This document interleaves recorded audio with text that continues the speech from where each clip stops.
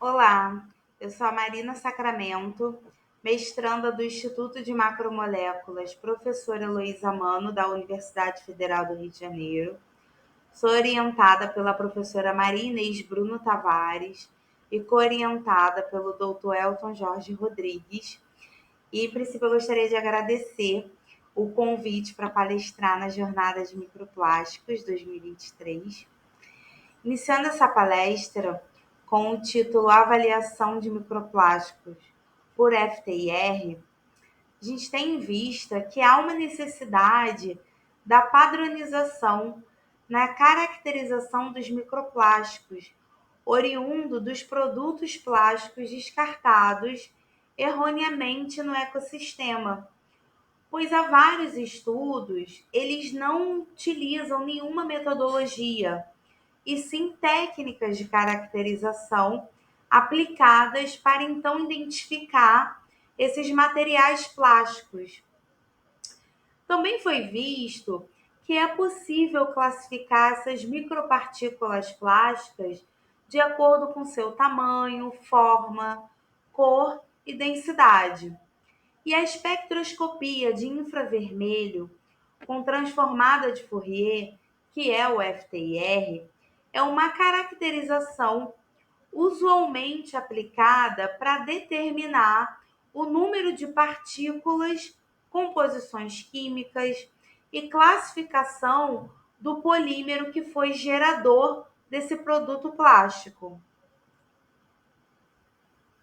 Como mencionado anteriormente, a avaliação de microplásticos por espectroscopia de infravermelho por transformada de Fourier é uma caracterização muito poderosa para a identificação do polímero que gerou essas micropartículas de produtos plásticos, devido à degradação pelas intempéries nos diferentes ambientes naturais, meios aquáticos, marinhos e solo.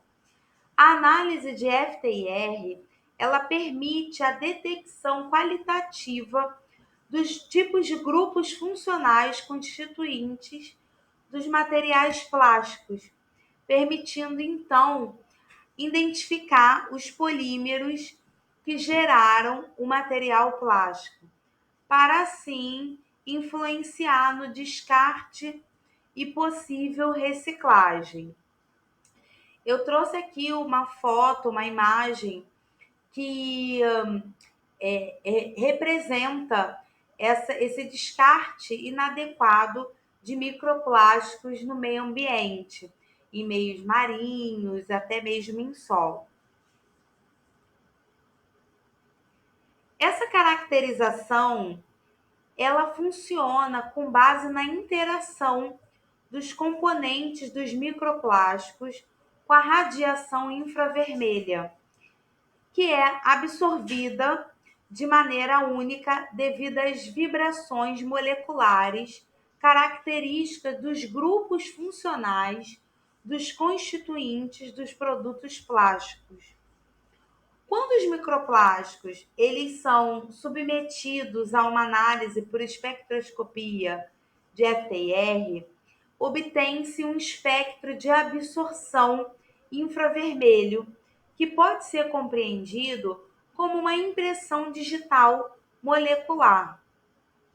E a transformada de Fourier é então aplicada aos dados espectrais, convertendo-os em um gráfico que mostra a intensidade da luz infravermelha em função do número de ondas devido às diferentes vibrações sofridas por esses grupos funcionais.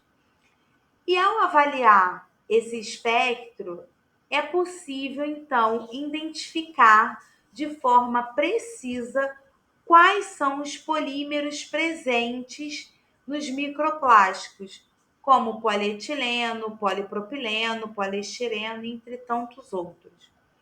A espectroscopia de FTIR, ela é uma técnica não destrutiva, é relativamente rápida, tornando então essa caracterização eficaz para pesquisas científicas e até mesmo pesquisas de microplásticos.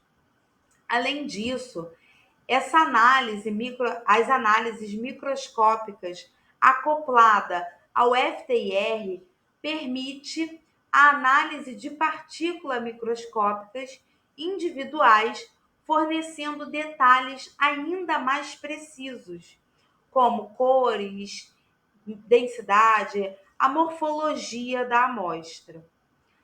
Eu trouxe aqui espectros de minha autoria, né, que foram espectros de polímeros identificado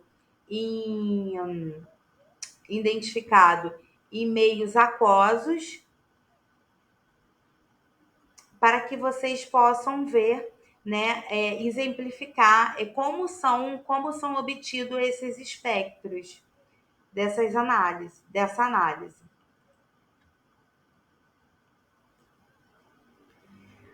As amostras e análises que eu trouxe, né, representadas na tabela 1 e 2, elas foram elaboradas a partir de 2 amostras de águas marinhas de regiões diferentes, que mostraram um processo de degradação similar oriundo de um polímero base.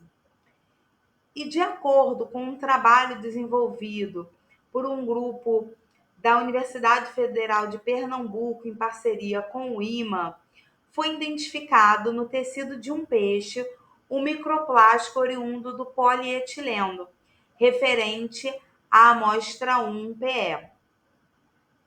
A amostra 2 foi referente a uma identificação de microplástico em uma das praias do sudeste do Rio de Janeiro, que foi também exemplificada no espectro anterior. Além disso, eu equiparei uma amostra padrão do polímero de polietileno de alta densidade e uma amostra de um polímero oxidado de polietileno. Na tabela 1, é possível observar os assinalamentos dos picos nas faixas espectral de 3.500 a 1.500. A tabela 1, na primeira coluna, é possível observar aqui o número de ondas, os tipos de grupamentos funcionais, o polímero padrão, o polímero oxidado e as amostras 1 e 2. Na segunda coluna, na faixa de 3.500 a 3.100, pode-se observar os tipos de grupos funcionais, o tipo de grupo funcional OH, da deformação axial, referente à hidroxila, né? Ela é resultante da oxidação, da degradação do material.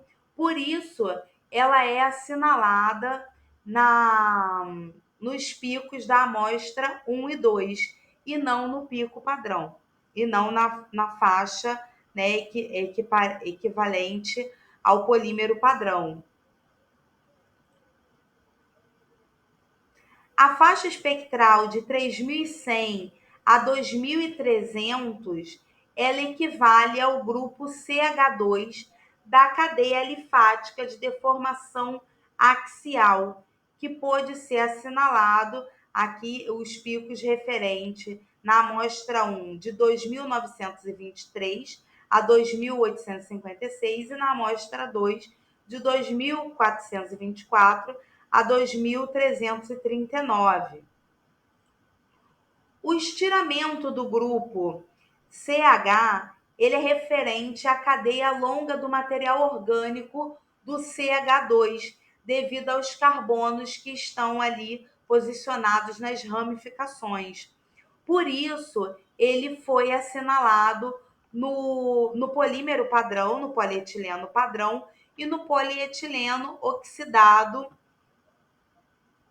na faixa de 2.914 a 2.847, e pode ser assinalado aqui no polímero padrão nos picos de 2.915, 2.913, 2.847 e 2.845, de acordo com a literatura. O grupo COO, né, na faixa aqui de 2.300 e 1.500, ele é resultante da oxidação, da degradação do polímero, que corresponde à ação oxidante da cadeia. Então, aqui na amostra 1 e 2, ele foi assinalado em 2 picos para cada amostra, e no padrão, e na amostra padrão e na amostra oxidada, foi assinalado, aqui de acordo com a literatura, em 1738. Esse deslocamento do polímero oxidado, né, e também o assinalamento em mais de um pico na amostra 1 e 2 é devido à oxidação mesmo, é devido à degradação do polímero. Por isso, há esse deslocamento dos picos.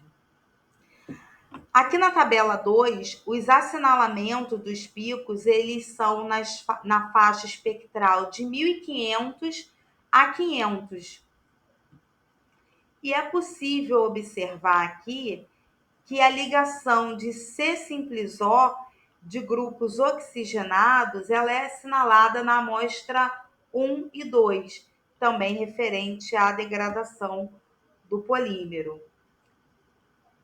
Também na faixa de 1.500 a 1.300, pode-se observar o dobramento do grupo CH2 na amostra padrão, que varia aqui de 1.472 a 1.461, e no polímero oxidado também nessa mesma faixa espectral. E o CH3, né, o estiramento do grupo de CH3, ele é devido ao assinalamento do polímero, do polietileno de baixa densidade. Esse pico, esse assinalamento do pico em 1376, ele pode ser observado na literatura. Complementando aqui um pouquinho mais o assinalamento do CH2, né, do dobramento do grupo funcional, ele é referente ao grupo assimétrico e simétrico desse grupo, que é referente ao polímero em questão. Esse assinalamento desses picos, eles são muito importantes, pois eles é que vão pontuar ali qual o polímero que estamos tratando em questão. Observando também o C-simplesó do éster, houve um assinalamento no pico referente a 1.246 da amostra padrão, e na amostra 1 e 2, um assinalamento próximo a esse pico padrão, que foi em 1.290 e 1.268. O assinalamento do polímero oxidado, ele foi em 1.170, devido também a esse deslocamento do polímero oxidado, né, da degradação desse polímero. A deformação angular fora do plano, ela é referente ao grupo CH2, que equivale à amplitude da oscilação desse grupo de CH2. Essas intensidades das bandas, né, elas indicam que a amostra 1 está em um estágio de maior degradação do que a amostra 2. Né? Ao analisar essas duas tabelas, pode-se inferir esse estágio maior de degradação. E pode-se inferir também que as amostras, né, ambas as amostras, elas são oriundas da degradação de um produto plástico que é do polietileno. E ao analisar, né, como mencionado, né, ao analisar os espectros de FT e R, foi possível fazer essa inferência a partir do polímero de polietileno. E aqui eu trago, né, um pouquinho sobre esse polímero, né, que o polietileno ele é considerado um polímero termoplástico parcialmente cristalino e flexível, o que significa que ele é possível ser moldado, ele é facilmente moldado.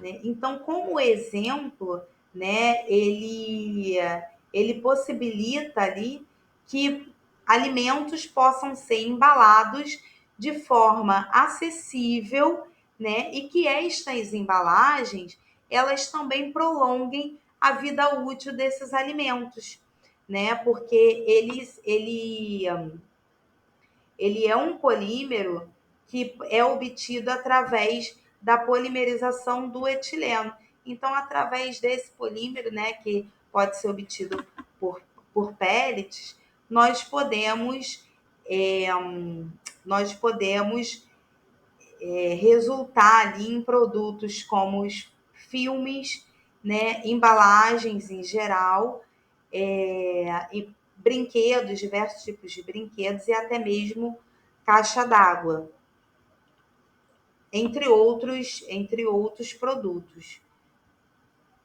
Bom, em resumo, a espectroscopia infravermelha por transformada de Fourier, ela desempenha um papel crucial na detecção, na identificação e caracterização de microplásticos, permitindo então a compreensão, né, do impacto no ecossistema que esses materiais plásticos eles podem resultar e, consequentemente, influenciar, né, na saúde humana através da cadeia alimentar. E esse impacto ambiental, ele é devido aos microplásticos se associarem aos micro-organismos e metais, se tornando então prejudiciais à saúde. Mas se esses polímeros eles não fossem, né, associados a esses micro-organismos e a esses metais, eles seriam considerados inertes à vida. Né? Então, por essa técnica contribuir para o avanço do conhecimento sobre os microplásticos, é viável a elaboração e aprovação da implementação de medidas mais eficazes para redução, para reutilização e reciclagem do controle dessas micropartículas plásticas no meio ambiente. Aqui eu trouxe algumas das referências utilizadas nessa palestra. Eu agradeço mais uma vez o convite para apresentar esse trabalho e obrigada.